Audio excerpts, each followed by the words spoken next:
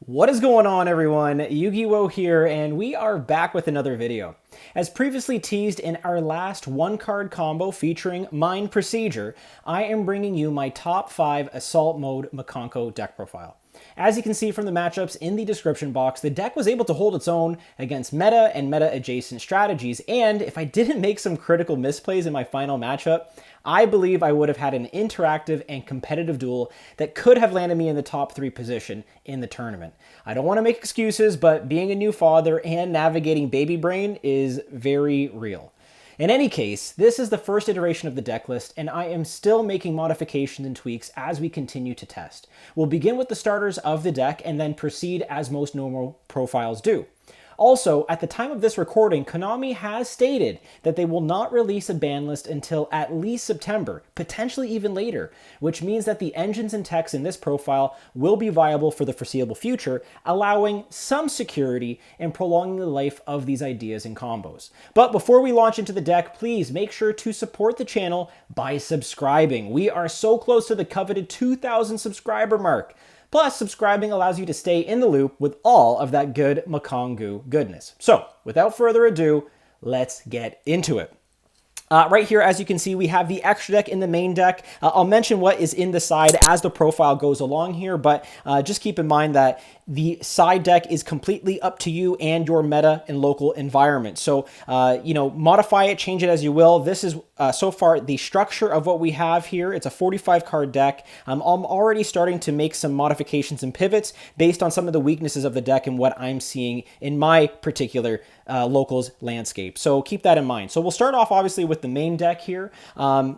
As I said in the intro, we're going to just go off with the starters. There are currently 13 starters in this deck, both monster and spell alike. We'll show you what that looks like here. We've got 3 Mind Procedure.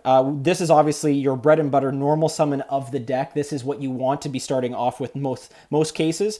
We also have, of course, Emergency Teleport, which Mind Procedure searches. Also very valuable to have in the draw phase, so that way you can use Emergency Teleport to tutor out your Psi Reflector. Now, we have 3 reflectors in here. You could drop it down to 2 or even 1. In a 45 deck list, though, I think 6 normal summons is completely fine and almost justifiable in some cases. But like I said, with a list like this, it's okay to have some redundancies in terms of the ability to start. And even though you can't accomplish the full board that I showed you in the first 1-card combo with Mind Procedure, you can still get to the same end board as the Proofiness combo that I have on the channel as well. So make sure you check that out. And you can get to that with Emergency Teleport or Psi Reflector normal summon, or Emergency Teleport plus an additional normal summon of any monster, okay? And then to round things off, we have a 1-for-1 to get us, again, 2 Psi Reflector here, and then we have Small World. Now, I know some people might think that Small World in and of itself is a red flag as it pertains to deck building, as it can go neg after an Ash, but what I like about it is that Mind Procedure, being a level 3, a light, and a psychic, can be both a bridge and an endpoint to a lot of Small World stuff. Even using Mind Procedure as the bridge to get to Psi Reflector as that normal summon gives us some flexibility and the ability to continue and start our plays. Also, Mind Procedure being a light gives us access to, in a lot of cases, Ohime and Engraver, which are both obviously featured in this profile, as you saw off the combo. So this gives us some flexibility as to how we are extending our plays, starting our plays, and also looking for those ever important discard outlets if we happen to draw Assault Mode Activate. So keep that in mind. So speaking of discards, we'll get into the next engine in just a second, but really like this lineup thus far. I do see myself potentially cutting a Small World here to accommodate some more non-engine or defensive cards, because this deck does struggle at times with Droll. If we see an Emergency Teleport or even a couple Emergency Teleports, we can definitely play under it and just simply go for Feastmith lines, or even some further extended plays after our first search. But it can, on the first sort of search, hinder our ability to kind of push through that Droll. So I'm just trying to prepare myself best for that situation. So we'll keep that in mind. I'm not too like nervous about Nib with this deck. We have ways to play through it and around it, so it's not a huge deal to me, but Droll definitely is something to think about. Another card is also Fualos as well. Like I took the Fua challenge, sorry, in one of my matchups, and I was Nib checking the entire time, but I think he drew into that Nib just as one of his last draws, and I wasn't able to come back from it at that point, simply because I committed or overcommitted too much. So I might have gotten a little greedy in game 3 of my fourth matchup against the Horus Orcust matchup, but otherwise the deck is performing really well. And again, having this kind of consistency in a Mikanko deck of all things is pretty good. So again, we'll kind of pitch it there. That's the starters of the deck, and then we'll just go into monsters and then eventually spells and of course traps. But I wanted to start with that just so that way people have an idea of how we're starting our plays. Again, Mind Procedure is an excellent normal summon. It is the normal summon for the deck. If we were playing a Horus engine, you could also potentially mill it with Zombie Vampire and also get the search that way, because if it is special summoned through a monster effect, so even a Bow AQ or, like I said, Zombie Vampire, you can still search for your emergency teleport, but on normal, it will get you E-Telly, and then you just start your plays from there, okay? So there's some good redundancy here, and there's some good consistency in a 45-card deck to get to that one-card combo. And I should say that, you know, apart from obviously 1-for-1 and Small World, these are all one-card combos. They all get you to an insanely good end board. And yeah, I've really enjoyed kind of the ratios here, but I can see us cutting a Small World just for more defensive cards. Okay, speaking of like discard outlets and the Mikanko engine, obviously I would be remiss without having to show you the Mikanko engine itself. We do play 3 Ohime, 1 Hare, and 1 Huli. Okay, so we'll show you the monsters first here. I guess we're breaking this down engine by engine, but with our lineup, our Mikanko monster lineup, I am playing it kind of thin. Only reason being is that I want to value Ohime as a discard engine in package. Again, if we happen to draw the trap and beast, or just the trap with Psy Reflector or E-Telly, then it's not a big deal to then activate Ohime to discard the beast and keep that trap live in our hand, or that Psy Reflector live on the field. So that's really valuable in that case. I have just 1 Hare, 1 Huli. There is obviously an argument to run 2 Hare for follow-up, but typically, at least in my experience, you don't need the additional Hare, simply because you are recycling it quite a bit from Graveyard and from Banishment with Spirit Walk, so I think it's fine to keep just 1. Quite honestly, you don't want to see either of these cards in your hand. You want to see Ohime in hand. So for me, I'm trying to actually dodge the Mikanko cards as much as possible, and that's why we kind of landed on a 45 list. You could potentially cut it down to 42, but I just don't want to see some of these awkward one-of-equips or these awkward one-of-garnets that other engines have or provide. So that's kind of how we're navigating that and getting around it with this lineup. So really happy with that. I'll show you now the other engine pieces from the Mikankos. We do play 1 Ceremony here, and then 1 Maya Wishadori, 1 Arabesque, and 1 Fire Dance. That is it. That's all for the Mikanko equips. And you're thinking to yourself, whoa, that is a really lean Mikanko lineup. And actually, in previous deck profiles, I don't think you've actually gone any leaner than this. So it's something that I'm trying out right now. Typically, we do max out on Arabesque. I've mentioned it time and time again. It is the best equipped spell, at least for now, in the game. It's a Compulse, it's an E-Telly, all in one. It's a breaker in some cases, and that's all very valid and true. I just find we have other means of breaking boards now with this particular deck list, so I don't value it as much. And I'm trying to get to these cards not by drawing them, but by seeing them through the Braver Dragon play. And they all can be discard fodder for Engraver or for Ohime if need be. We do play just the 1 Ceremony because we are typically just specialing out the Ohime once and then dumping once with Ceremony,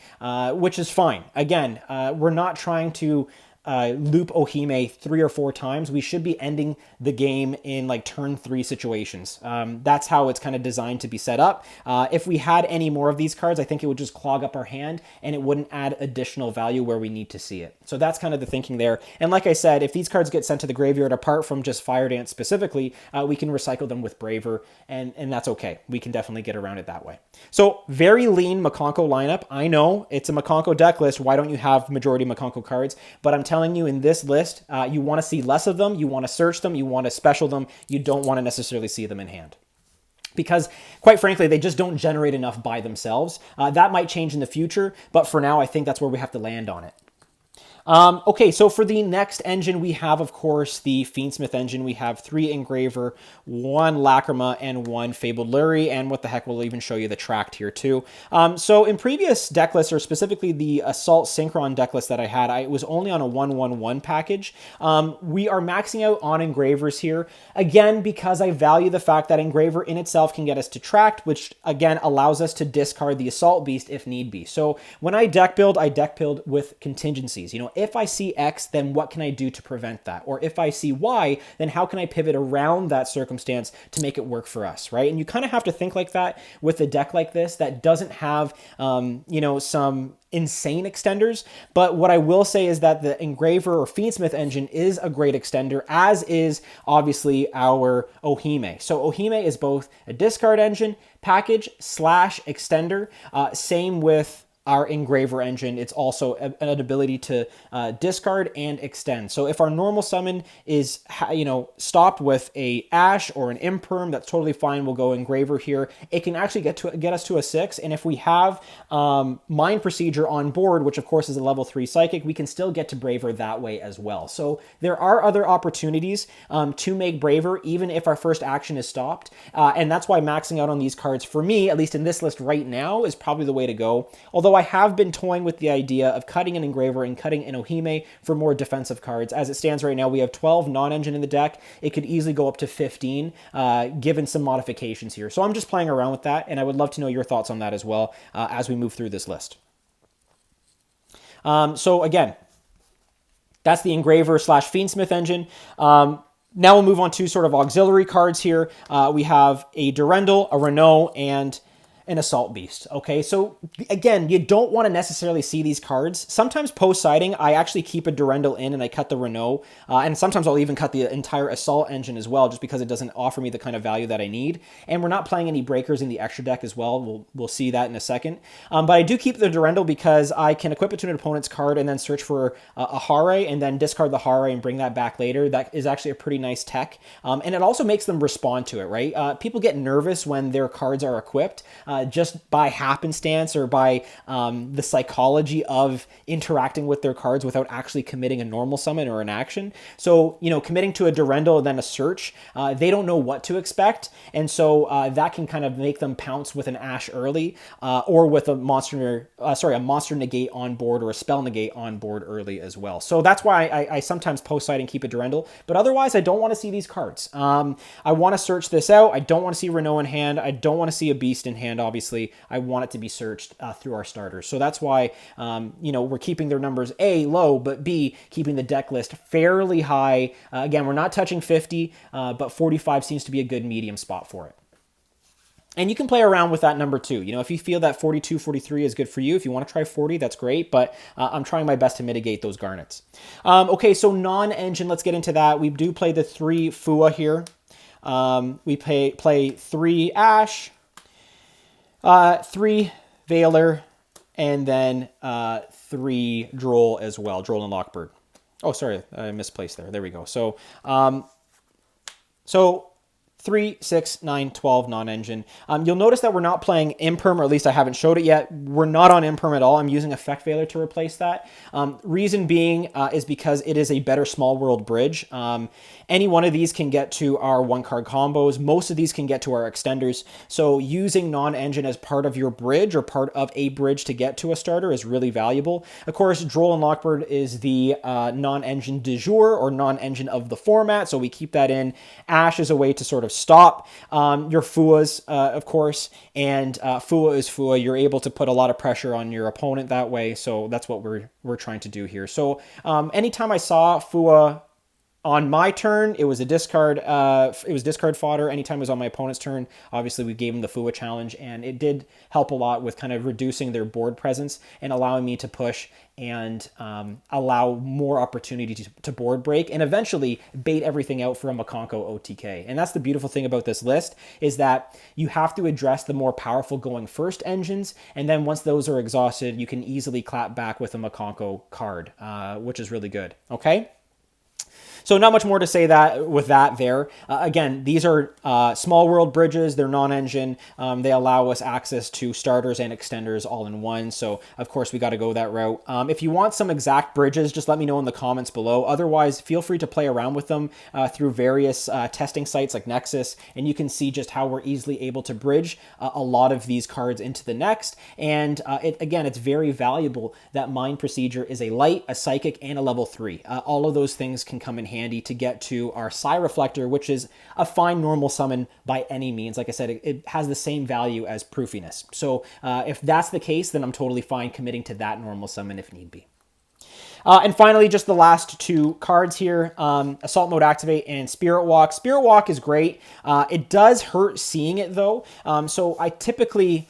I do keep it in post side, actually, just because if I can't fully break a board with the Mikanko stuff, then I at least have another interaction through Huli by taking it, setting it, and then usually their board is so broken and they're in such a simplified game state that a stolen monster and a burn, if I have Okime on field, is enough to actually get game. And of course, Assault Mode Activate is just engine requirement. You need to run this card. It does nothing except for, summoning Beast from the graveyard by revealing it with Psi Reflector. But again, as you see or have seen in combos, it's great discard fodder as well. So we don't hate that at all. I'll also say this, sometimes I'm more likely to discard a Durendal or an Equip over Assault Mode Activate, because by keeping it in hand, it does allow you some more recursion to constantly revive Beast, modify its level, and then make plays that way with Psi Reflector if you happen to draw another E-Telly or a Psi Reflector top deck normal summon and then go from there. So sometimes it is valuable to just keep this in hand just so that way you have it. Again, it could be discard fodder, but it could also just be a way to kind of continue to push plays. So that's the like I said, the main 45 list. Let's go into the extra deck here. And extra deck, we'll start with, not necessarily the heart and soul of the deck, but they're perhaps one of the most powerful cards that the deck can generate, which is our Herald of the Arclight. We play two, one as part of combo to search Ohime, the other one as part of the end board, and then you can always revive the second one as you saw in the Mind Procedure combo. So having access to two of these is great. Sometimes you just make the one, and then on follow-up, you can make a second one with an E-Telly pretty easily. So these are just things to think about. It's been working out for me.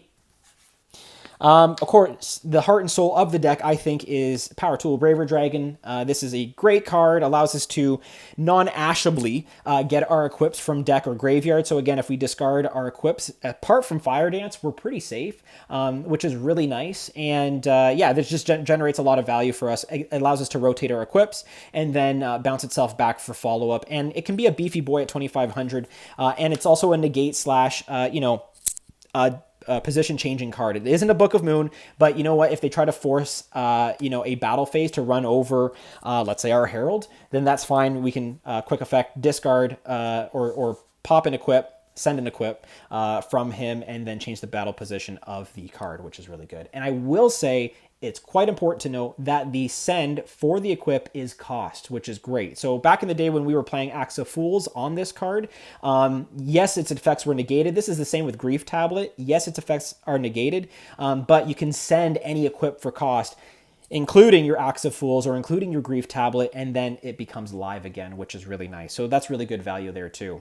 We have played around with the Millennium Engine before. I might do another profile. Let me know in the comments if you want to see a Millennium Engine build. I've talked to a couple people about it. I just don't love the life points that we lose off of it, but it generates a ton of advantage for us if we need it. And the fact that we can search it with Braver through Grief Tablet, and then search our Millennium Engine and then discard it when we don't need it anymore, unbelievable. Really, really good. So something to think about. So I actually have Chaos Angel in here, again, because of the Feastmith package. I think actually when I was top 5 in the tournament, it was an IP. I just changed it out for a Chaos Angel because I think it has more applications, and making a light tower can be pretty good. So we're trying the Chaos Angel right now. I never went into the IP. I don't think I'd ever go into the Chaos Angel, but it is there should you need it. It can be an IP if you don't have the budget for it, but it's something to keep in mind. Of course, we're going to go into our Feastmith stuff. So we start with the Closed Moon, the Requiem, and then the Sequence. All of these obviously are needed and necessary. Closed Moon, or Moon of the Closed Heaven. I know I keep saying it wrong, but it's a great card because it just, any two bodies on board becomes Feastmith combo. So that's why we do it. Requiem's Requiem, and Sequence allows you to get into your fusion, which we'll talk about right now in, of course, our Desi or Desiree. Desiree is great simply because it's an Omni-Negate on board and allows you to, again, just put a lot of pressure on your opponent for clapback purposes. So again, you can break their board, not OTK, but get them really low on their life points and then bring a Desiree out and put pressure that way on their actions. It's really good. So we're keeping it as a part of the engine requirements here. And of course, speaking of engine requirements, we do have, of course, the Necroquip Princess and the Wave High King Caesar. These aren't being touched, not for a little while yet, so we're going to keep them in the list while we have them. They're good nib checks. Princess allows us, obviously, to draw a card or equip something to it, which is really good. Yeah, and it gives it 500 attack. That doesn't come up a whole lot, but really we're threatening Caesar all the time with this deck, and that really does put a lot of pressure on the opponent. And I will say, too, that the Feastmith engine is great for breaking boards because when Requiem is equipped, you can send it with Engraver to then send a monster from the field to the graveyard, too. And that was a way that I kind of broke people's boards, got rid of some problematic cards, or just baited a whole lot of stuff, and then, again, went for the Mikanko OTK. So playing second is actually kind of nice with this deck. It gives me a lot of flexibility. Okay, so some generic links here. We actually play Link Spider here. If they do happen to nib early and we don't have, we haven't used our normal summon, or they nib on our Braver play, that's totally fine. We take the token, link it off, and then special back a Mikanko, for example, with Fire Dance, and then we can then make Feastmith combo. So that's really nice. If we can't threaten Feastmith early, then we can always turn a nib into a Feastmith resource, which is good. Of course, SP Little Knight is SP. Nothing much to say here. Really good going into certain boards and just to kind of get rid of some problematic stuff in the graveyard too. And then we have our Prometheium Princess package. So we're playing Hida, Prom Princess, and of course Abao AQ. So Prom Princess is a fiend. You negate her with Desiree to then link up into Abao AQ, and that revives a Herald, it revives a Psy Reflector, it revives a Mind Procedure to get us follow-up with E-Telly. All these things are very valid, and it's a non-target pop too, which can come up as well. If we, bring back the Prometheium Princess by, of course, reviving our Hare through Spirit Walk. Again, if you see the combo, you'll know what I'm talking about. And we happen to just keep her on here, and we don't have a way to get her off. Hida is a way to do that, and of course, you can bring back an Ash or something fire attributed in the opponent's graveyard to then link up into an SP, so that's another option too, but this is just sort of a safeguard to get rid of it if we are fire locked and we can't close the game out. But again, if we get to this point, if they see Abao even, usually a lot of people are scooping because they're just like, if this is too much. Even Abao in our standby phase is incredibly valuable for a deck like this because it allows us to add cards to our hand up to the number of different, I think, attributes. If it's not attributes, then it's types, but allows us essentially to unbrick our hand. And we can have like 4 different attributes or types in the graveyard at any one point in time. And that allows us to kind of take all of the sort of awkward one-ofs that we have, put them back into the deck, and then just have gas in our hand for follow-up, which is really, really nice. So yeah, so that is it for the profile in terms of the extra deck. Now, in terms of the side deck, I'll be honest with you, it's kind of a work in progress just because, again, I'm figuring it out too. What I have here, I'll just show you some of the tech ideas, not really a whole lot. We have 3 Nib, 3 Lancia, 3 Perulia. Maybe the most controversial card is Lava Golem here, and then just Breakers in 2 Lightning Storm and 1 Feather Duster.